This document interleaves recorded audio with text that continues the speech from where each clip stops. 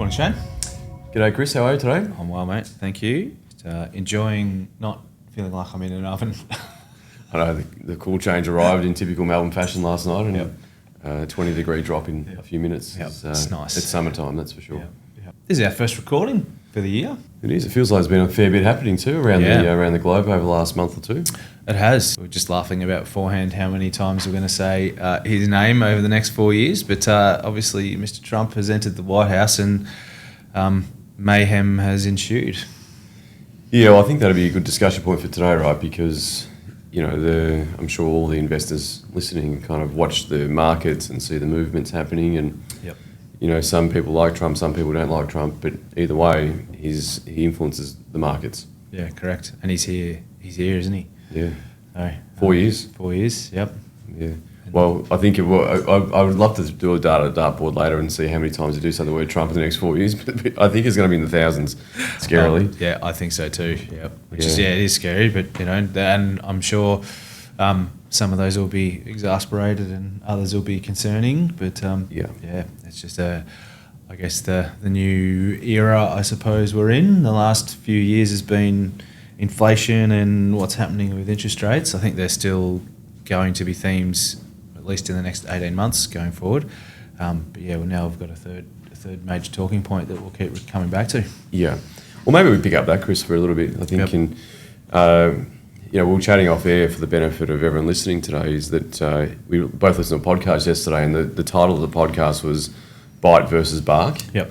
And I think it really encapsulates the way Trump governs in some respects, because this whole tariff, war that's now taking place, essentially, some of it's accurate, some of it's just simply banter, and the markets are so reactive to it, aren't they, at this point in time? Massively, yeah, definitely. And I think the reason for that sensitivity is nobody knows what's what.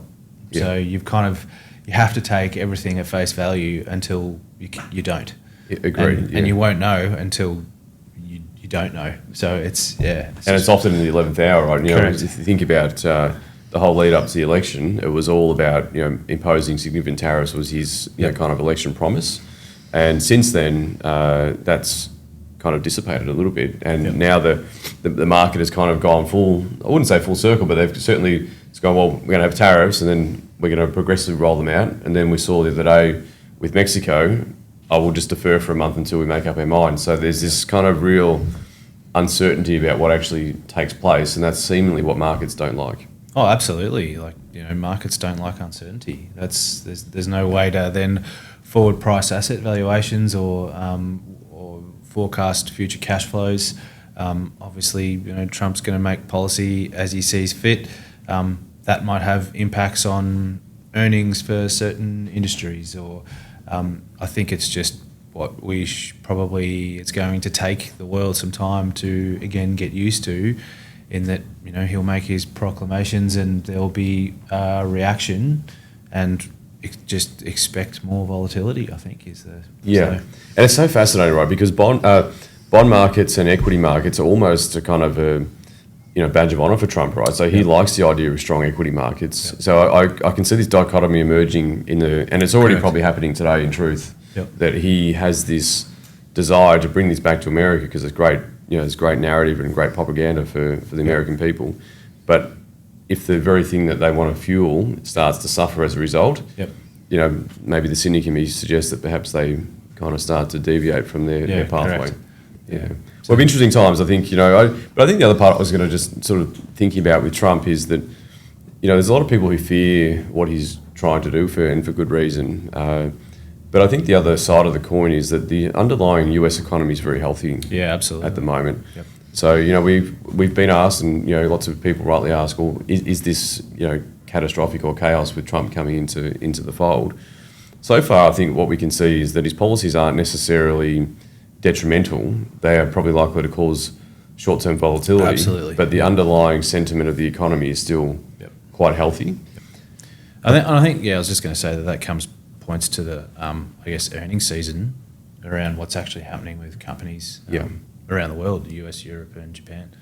So, we were talking about off air before, S&P 500, fifth consecutive quarter of positive earnings growth. So that it's significant, right? Yeah. It supports what we're saying about the strong underlying economy. Yeah. And I think, I can't imagine Trump wanting to derail that. Not at all. Yeah, No. earnings particularly, whether the share market agrees with the earnings or not, that's a different, sort of question. But, a different idea. But yeah, I think he's going to try and grow American businesses. Yeah, definitely. But interestingly, if we've had a pretty heavy US focus to this chat so far. If we think about moving outside of the US, I don't think anything's necessarily changed from sort of December to now, really, in terms of the rest of the world. I think the one thing about Europe on this slide in particular is that, thinking about the US, and it's probably so topical now because we've just had a change of president, of course, but there hasn't been a lot of discussion yet about what tariffs might look like for the EU. And at this point in time, a significant trading partner of the US. So, that's going to be interesting to watch. And, the currency that's whipsawing around, is particularly for Australia, we're not whipsawing around, whipsawing down fast. Yep. It'll be interesting to see how that plays out with definitely with Trump. Well, I think there's also, you've got the political aspects of what's going on in Europe as well. Like obviously, there's been a shift towards more populist governments, and then you've got what's happening in France and Germany as the two biggest economies. Like what's happening there, it makes it hard to then the EU as a group of nations to come together and then create a single negotiating bloc against the US. It's just that I think there was a lot of concern pre-election about what that looks like, and depending on how he wants to attack it.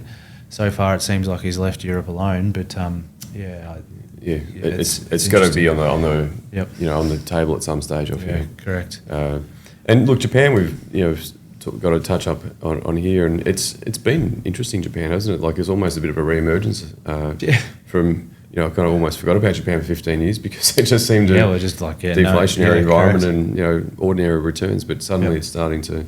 I was reading, unemployment in Japan is 2.4 or so 2.5. Like it's full employment, right? It's crazy numbers. And they're starting to get some inflation after not having any for a long period of time, which is what they're after, which is I guess a good thing in an economic sense. Well, it's better than deflation anyway, which is what they've been living through for a long period of time. Yeah. So they're excited about inflation. We dread it, and they're celebrating it, which is fascinating. It's interesting, isn't it? The geographies of it all. Yeah. But look, broadly, like if you were to take a sort of 10,000-foot view of where we're at from, say, I don't know, November, December last year, like, would you have a view of?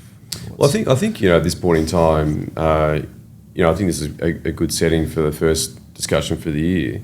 Is that it's hard to say what equity markets do, but I think underpinning the global economies, it's probably safe to say that we don't necessarily think there's massive issues or risks out there. I think maybe Australia probably has more headwinds than what the rest of the world does because we're the last developed economy yet to even considering rate cuts, but it hasn't happened yet.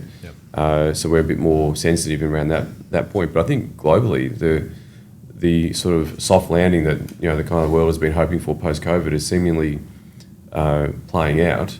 Equity markets have been responding on the idea that we're going to have lower debt and lower, cheaper debt for longer, which is probably a drug that they need to become less addicted to. Yeah, correct.